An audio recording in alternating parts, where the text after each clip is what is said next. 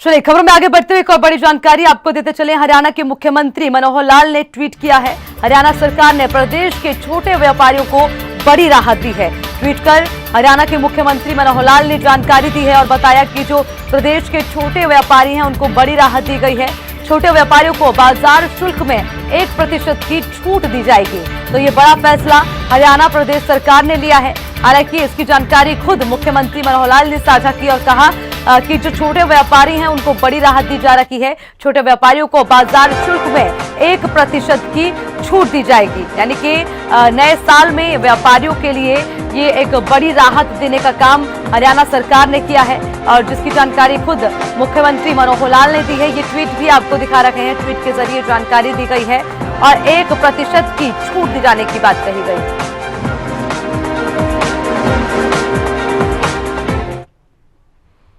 गुरुग्राम में crime branch ने मौके से फरार हुए 2 कुख्यात बदमाशों को गिरफ्तार कर लिया। बता दें, सुबह में हुए एनकाउंटर में पुलिस और बदमाशों के बीच हुई करीब 65 राउंड फायरिंग के 2 बदमाश संदीप और सुनील को मौके से गिरफ्तार किया गया। पुलिस ने गिरफ्तारी के बाद 4 ऑटोमेटिक पिस्टल के साथ 20 जिंदा कारतूस बरामद किए हैं। क्राइम यूनिट सेक्टर 39 ने राजस्थान के रहने वाले अमित गोदारा उर्फ श्यामा और उसी के साथ रोहतक के रहने वाले श्री भगवान को रोहतक हिसार बाईपास से गिरफ्तार कर लिया। दोनों बदमाश पंजाब जेल में बंद हैं और गैंगस्टर बाबा के टच में थे। पुलिसिया पूछताछ में पता चला है कि जल्द ही पंजाब और महाराष्ट्र के इलाकों में हत्या की वारदातों को अंजाम देने वाले थे।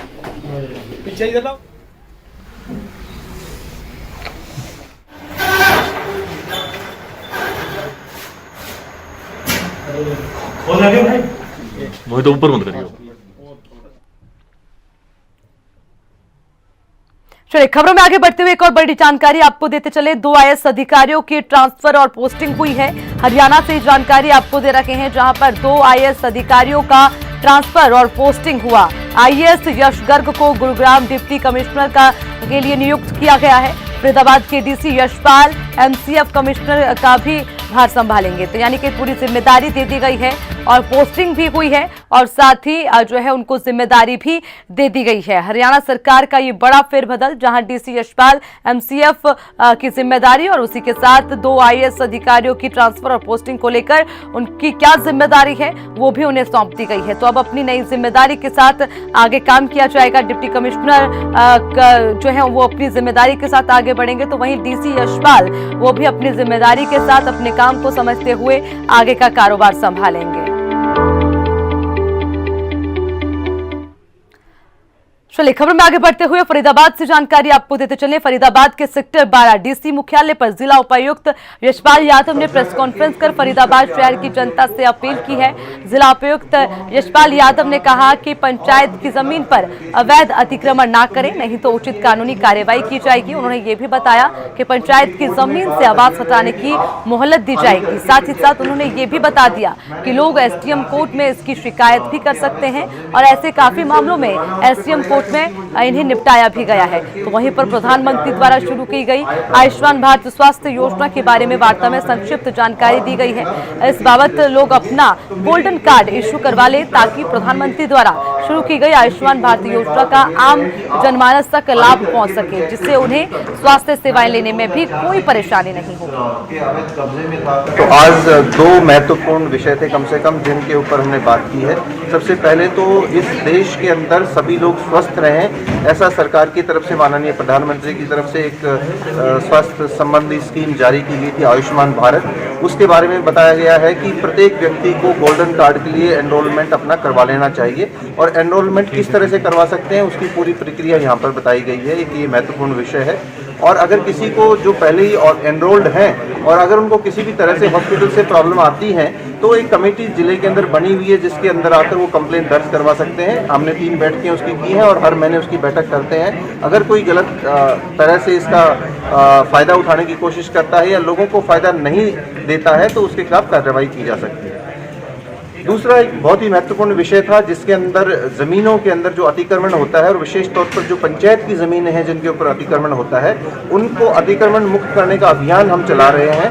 Punjab village common land act के तहत ये शक्तियाँ जो एसडीएम्स होते हैं एसी फर्स्ट ग्रेड के तौर पर उनके अंदर निर्धारित होती हैं और वो उनके खिलाफ फैसला दे सकते हैं।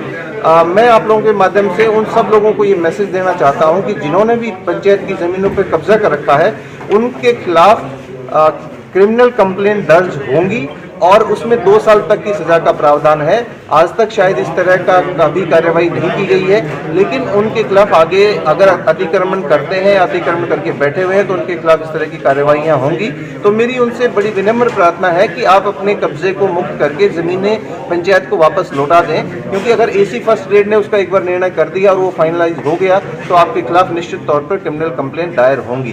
तो हम ये लक्ष्य अपने लिए भी निर्धारित करके चल रहे हैं। पिछले 4 महीने के दौरान काफ़ी सारे केसेस हमने डिसाइड किए हैं और आने वाले 3 महीने के दौरान जो केसेस हमारे पास आज के दिन पेंडिंग हैं उन सभी का हम निर्णय करेंगे और उन सभी ज़मीनों को जो अतिक्रमण का शिकार हो गई हैं उन्हें अतिक्रमण मुक्त करने का प्रयास इस दौरान हम करेंगे।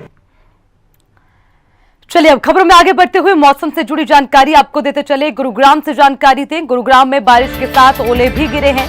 गुरुग्राम में गरज हुई है और भारी बारिश भी हुई है और अनुमान ये जताया जा रहा है कि आज आगे भी मौसम इस तरह से ही रहने वाला है। लगातार मौसम विभाग पूर्व अनुमान लगाते हुए लोगों को चेतावनी दे रहा है और कहीं न कहीं मौसम विभाग का पूर्व अनुमान सटीक बैठ रहा है। भारतीय जो है लगातार भारी बारिश होने का अनुमान मौसम विभाग ने जताया, जिसके बाद जो है बारिश हुई भी है और उसी के चलते ठंड भी लगातार बढ़ रही है। तो गुरुग्राम में भी जो है बारिश के साथ ओले गिरे हैं। ये देखिए तस्वीरें आपको दिखा रखे हैं किस तरह से बारिश हुई और उसके बाद ओले गिरे हैं।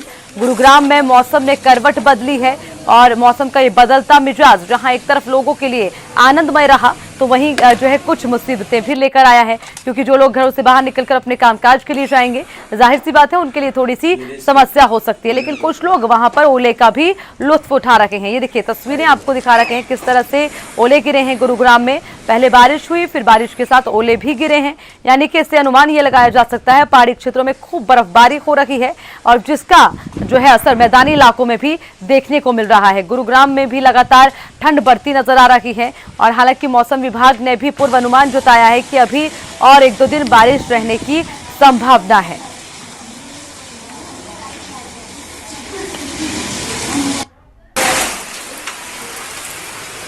तो लगातार ठंड बढ़ रही है, तापमान जो है लगातार गिरता जा रहा है, तापमान में गिरावट दर्ज की जा रही है।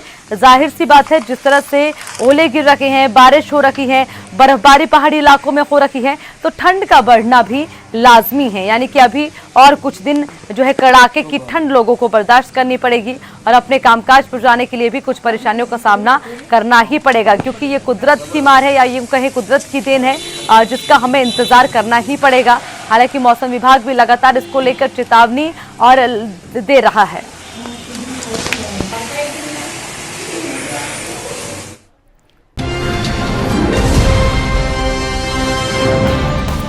घंटी का बटन दबाइए और हिंदी खबर से जुड़ जाइए।